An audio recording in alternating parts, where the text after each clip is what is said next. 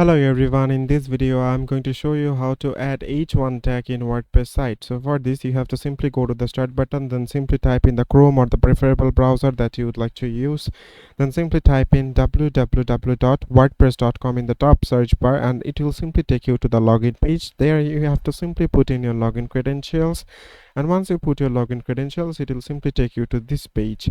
From here you have to just simply click on the edit side, and after that it will simply open up the site that you are currently editing. Let's say I would like to edit this one, and then you have to choose the text that you would like to make each one. Then what you need to do, after choosing that, you have to just simply click on the three dot icon from here, and from here you have to just simply click on the edit as HTML, and then you have to simply type in the H1, then P, then the text, then in the below you have to, in the ending you have to type the same thing, P and H1. Then you have to just simply click on enter.